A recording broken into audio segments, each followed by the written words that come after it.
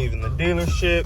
Back at the shop, secured the tensioner. If you guys haven't seen the last vlog, then you don't know what this is about. You might as well quit watching this video, go watch that one first. Get this thing cut open real quick. Just what we needed. So this is the one here that broke, cracked out like in the middle. So you see how it cracked out on the sides? I don't know what the hell happened. And also look at the hydraulic on it too. Look how greased up that is. And then you can see the brand new one here is all nice and shiny. So when I was looking up the tensioner, you guys, I actually saw it's kind of a common problem for the tensioners to go bad and the hydraulic fluid to start leaking out of here. This one here still looks really nice compared to my stock one. I also think I'm having some of the symptoms that they said are common of having a bad tensioner. So we'll get to that a little bit in this video. Man, what's good, YouTube? It's your boy ZT Zoomin, and I'm back with another booming video, y'all. So sorry about the hectic intro. I'm just anxious. I'm anxious to get this thing started. I cannot wait. If you guys don't know, the last couple vlogs we have been installing the ProCharger kit on my Camaro SS 6th Gen 2017 50th anniversary edition. Yeah, they kind of rare, but hey man, I gotta make it my own. This channel is all about working on your own car, giving you the inspiration to do things to your car. Modifying it is what I love to do. I've got the intercooler mounted, but it's not just how they said to mount it, so I think I'm gonna readjust how I have it mounted. We'll get that fixed up today. We'll start getting the tubing put on. So now that I got this tensioner out of there, you guys can see, just look how caked up it is on there. I'm really thinking that this was already bad. They said a symptom of it is slow starts, and a lot of times I experience slow starts on my car. Now they actually have an entirely new updated parts number, so this isn't even quite the same exact tensioner. This is the upgraded tensioner over on the left. I don't know exactly what's different, but yeah, so I'm gonna go ahead and get this bolt taken out of here, get this cleaned up, and I'm really hoping that's the reason that it even cracked. I'm hoping I was already having an issue, whether it's just from vibration and it just making that metal weak. I'm really thinking that's what my issue was. We'll get this cleaned up. We'll get the new one slapped on there. You guys might want to check yours out and see if it's caked up. It's an easy way to tell if the hydraulic fluid has been leaking out of here. Obviously mine has. It's kind of nasty. So yeah, I didn't even know this was really an issue with these cars. According to the forums, it's kind of common. People have experienced it. So got the bolt cleaned up with a little bit of brake cleaner. Let that dry off.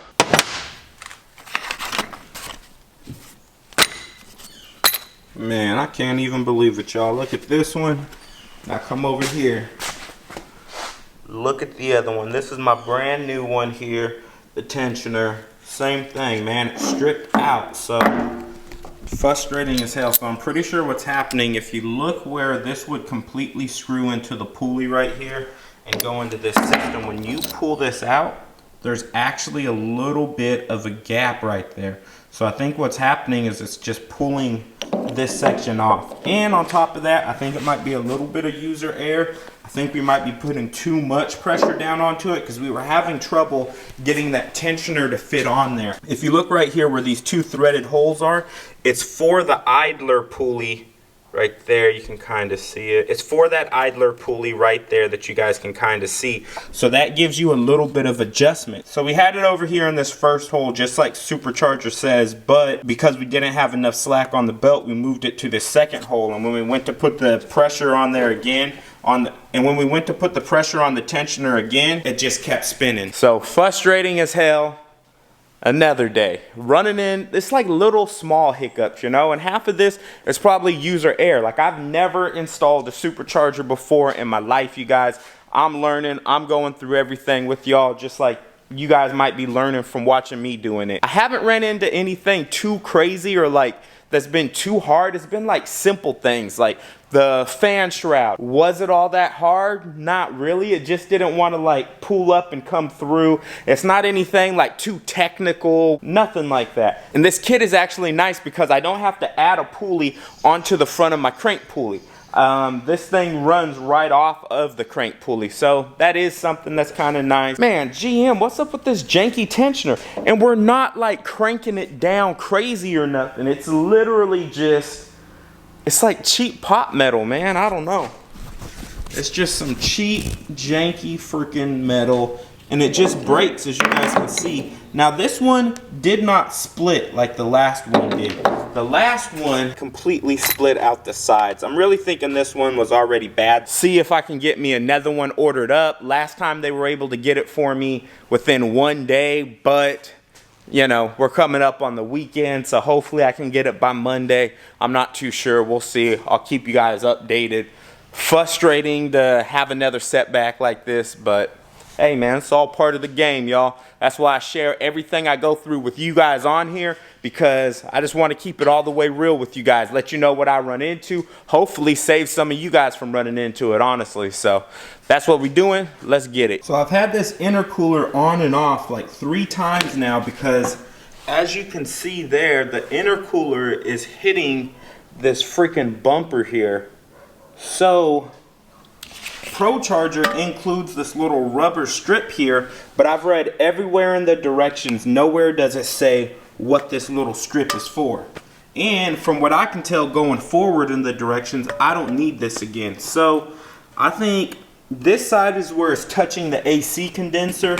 It looks like the welds are up higher than the actual intercooler itself. So I'm going to go ahead and cut 4 little strips here to kind of put over the welds, because this is the back side that's touching the AC condenser. And then on the front side, I think I'm going to put strips going down right here. So hopefully that gives me just like a little bit of cushioning that I need for that intercooler sitting in there, because I just don't want that thing to rattle. I don't want it to get dented up or nothing like that. So yeah, there's not really the space to do it, but I think it needs something there. Shout out to my subscriber that put me on that another company has a pretty detailed installation list that's slightly different, but on the intercooler for their version, they explicitly say to put these little strips of tape that they have. Theirs is like a foam tape. This one is more like a rubber silicone or something, but personally I kind of like this more.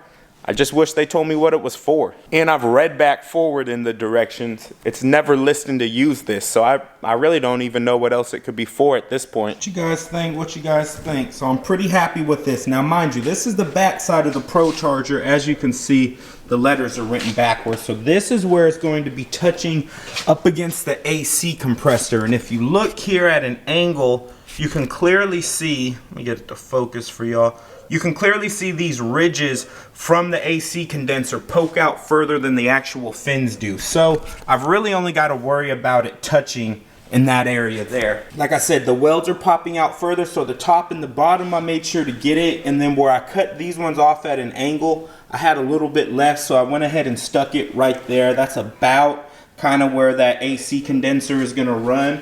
And then on the front side, this is the bumper here. This is the inside of the bumper. So this is where it will be touching on the bumper. I think that should do it with this rubber tape.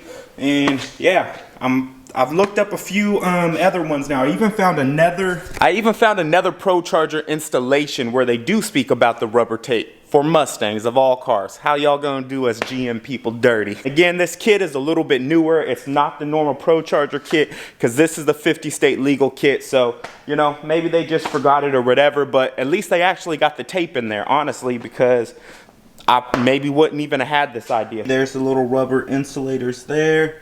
You can see on this side, they're touching that dark black area is the insulator there, or rubber tape, whatever the hell you guys want to call it.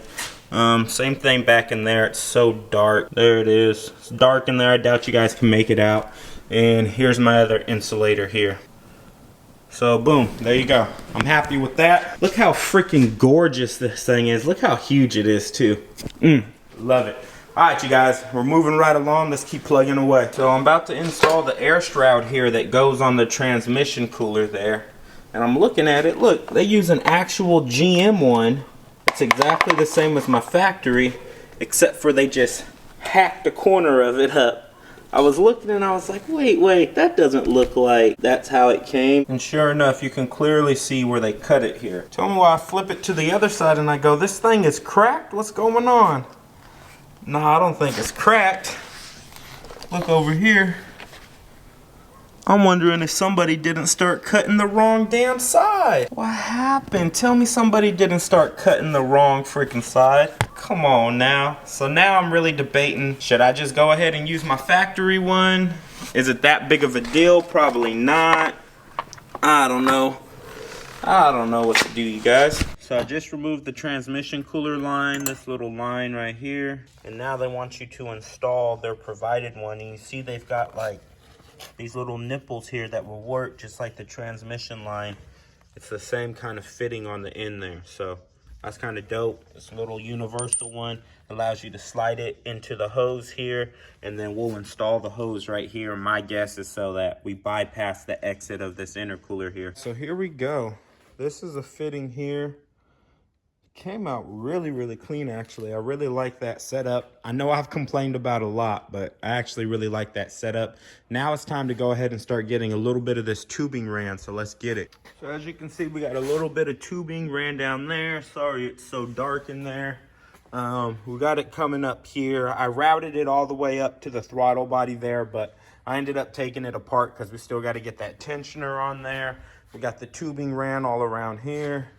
ProCharger peeking out, so we looking good, y'all. We looking real good. So I know it's been a few days since I posted. Sorry, you guys. I totally expected this to be the video where I'm getting my car started up and all of that, but obviously we didn't quite get there. Broke that second damn tensioner. But hey, man, it is what it is. This is my first time ever doing a SuperCharger. I'm learning, just like I'm sure some of you guys are learning, and I'm sure some of you guys know already. But hey, man, I'm learning. It's all part of the game, so that's what we're doing. We're getting it. Hopefully the next video, we're getting this baby started up. But regardless, this your boy ZT zooming. I'm keeping it moving, baby, and I'm out. Peace.